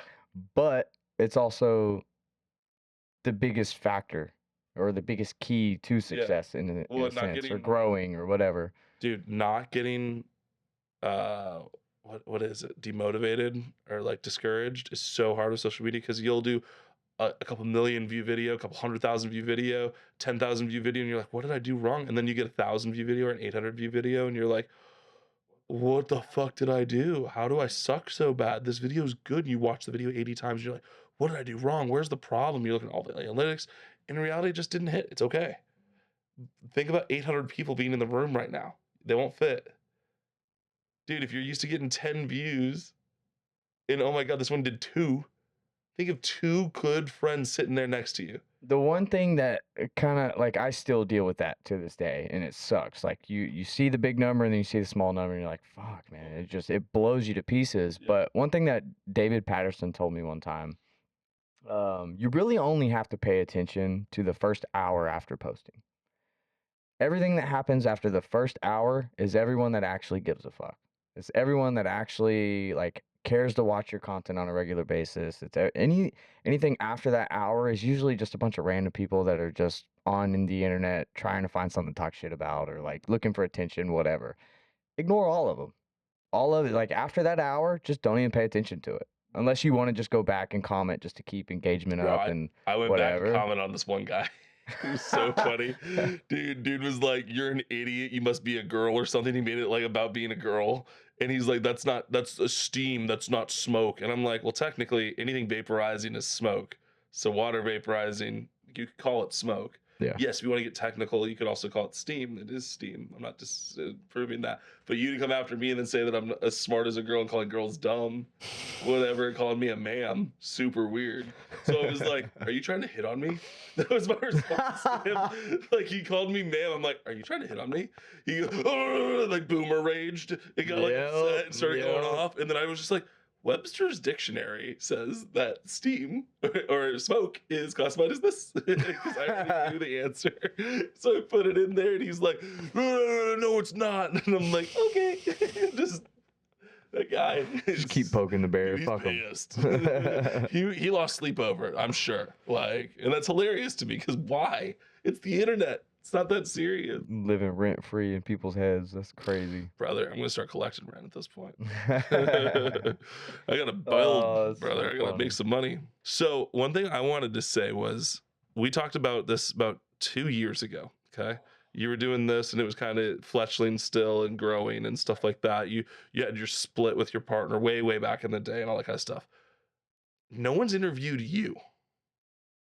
So what is it gonna take for me to sit in that chair and ask you some questions and you sit over here? Oh, that's ironic you say that. I have an episode that I'm in the middle of editing of just a solo episode. Really? Just me by myself talking. Well, I've got some great questions. I don't personally like it because it's just me talking. Right. But I have been interested in seeing what that would be like being on the other side of the mic. I've been talking to Street Alpha podcast, Tukes. No, I don't know No. enough. Oh, I have It's the invoice for the Granas thing, by the way. My bad. The what? I never told you the Granas pricing for the transmission. Real quick, what is that? Yeah, so transmission, clutch, everything that's needed for it to bolt in, shifter, the whole 9, bulletproof from them, $7,000. No way. Mm-hmm. That seems really cheap. Yeah. Okay, how much power again? NA or 1,000 horsepower transmission. I think it's 1,000 horsepower transmission, maybe even more. We're not really sure from the drifting aspect, but that's a universal LS swap T56 Magnum 6-speed manual swap works for your LS1, LSX, SBCs. That's also with a QuickTime, the expensive steel bell housing. Okay, that's with the expensive hardware. That's with transmission mount. That's with the Magnusum stuff. You need a core unless you're purchasing a whole transmission for that because that's their parts. Tapered heel, wiring pigtail kit, billet steel flywheel. So that's flywheel too. That's a Tilton release bearing, Tilton clutch, flywheel bolts, index plate, and a kit for measurements for it to be mounted up. Yeah, $7,000 like to $8,000.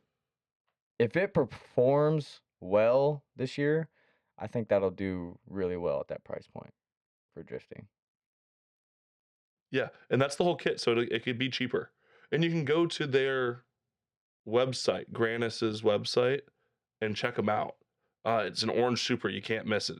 He went recently viral, obviously, for that stuff, and then before viral was really a thing, he was running it crazy in drag race world because he's the fastest stick-shift car in the world. So it's a real contender, and me and Camel are gonna run our entire season and all our extra events on the one transmission. But like we're both gonna have one. That'll be a cool like add-on to drifting. Yeah, I mean, keep an Moving eye forward. out. We're gonna be doing it. We're gonna be running them, and we're gonna be very honest about how they perform. So that's exciting. To jump back though, since I got that information, I do think it'd be cool to have some questions. All right, and we're already here. So let's switch seats real quick. I got some questions ready. I got questions ready, dude. We gotta switch seats. But No, yeah. I think it's gonna be funnier that way. Oh fucking hell! All right, whatever. It's so weird. No, it's gonna be great. So water's there. All right. I don't know about you, but I thought that was quite a good podcast with Dustin Patton. It's not too often you get to see the more serious and kind of down to earth side of people, especially someone like him who is a very outgoing person, especially on social media. So let me know your thoughts on the episode and if we possibly missed anything in questions, or maybe you guys want to see him on in the future, or maybe you just have someone else you want to suggest. Feel free to let me know in the comments, or always you can DM me. But appreciate you guys, and as always, I will see you next week. I was just gonna say it's so as I was saying, it's really a dog run event. Cats really haven't broken onto the scene. I've actually seen more pet ducks than I've seen cats on track. We're recording on this. Oh, great. I can't wait for that to be just a reel.